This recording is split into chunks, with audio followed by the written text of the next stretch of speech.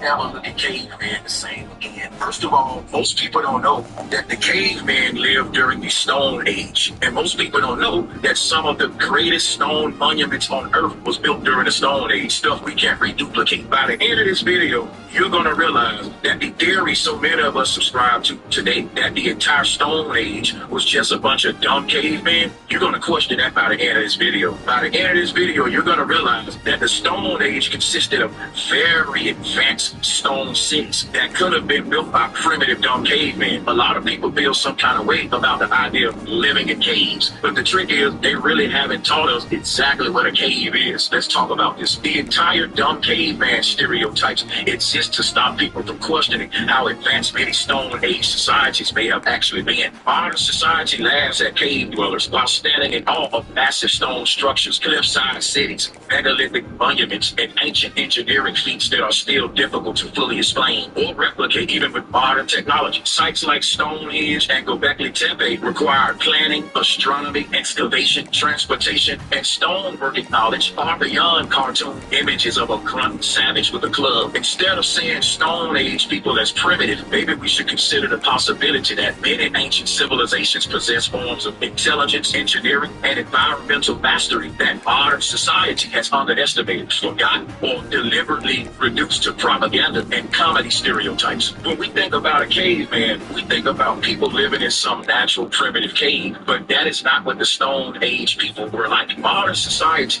marvels at luxury cliffside homes, mountain villas, underground bunkers, and cities carved into rock. This is what the Stone Age was like. It was a utopia of Victorian stone cities carved directly into mountains. So the idea of us living in these primitive caves with the bats, that's not what was happening. They deleted advanced civilizations that was building huge, beautiful stone cities like what you see here. So as you look at these stone cities, just understand that a lot of them was built on mountainsides and cliffsides, places where it's going to challenge even your best engineers and architects. So we are not talking about dumb people. We see columns and perfect 90-degree angles on this architecture. A lot of this stuff appear to be Victorian. So the cavemen were sophisticated. We got to get the Flintstone cartoon out of our head, because when they show us these primitive stone cities that the Flintstones are living in, that is just stereotypical comedy. The real Stone Age civilizations lived in beautiful stone utopias. And modern society marvels at luxury cliffside homes and mountain villas, underground bunkers, and cities carved into rock, calling them engineering and architectural wonders. Yet the same society mocks ancient cave dwellers as dumb cavemen, even though they were the pioneers of this type of architecture. Ancient stoneworking peoples carved shelters, temples, homes, and entire communities directly into mountainsides and cliffs using intelligence, planning, and teamwork. They understood excavation, structural stability, insulation,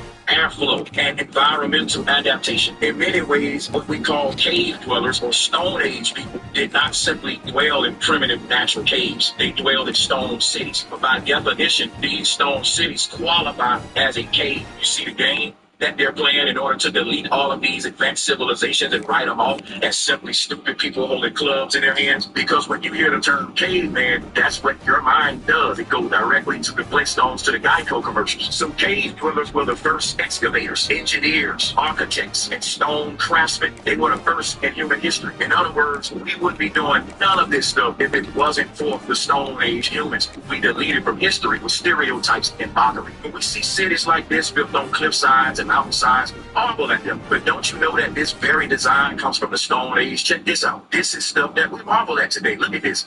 We're literally reduplicating the past that we're mocking. So much of today's admired cliffside architecture is simply a modern continuation of techniques that ancient Stone Age people pioneered thousands of years ago. Even the columns that we use, when you look at our buildings and you see the columns on our buildings and the Victorian style architecture that we do, look at this right here. Here's where it comes from. See, we don't just talk here, we show. Receipts kill any kind of debate. This was here before our modern architecture. Do you still want to think that we came up with this style? Contrary to popular belief, many cave dwellers were not simply hiding inside of random natural caves. Stone Age people were the first excavators. That's important to understand, because we got to realize that many cave dwelling tribes lived in man-made caves. So you had to be skilled at excavation and stonework. They carved entire mountain cliffsides into living spaces in stone cities. In America, this type of work would require many skilled engineers, architects, labor crews, and extensive safety procedures. We're talking about people that was hollowing out mountains,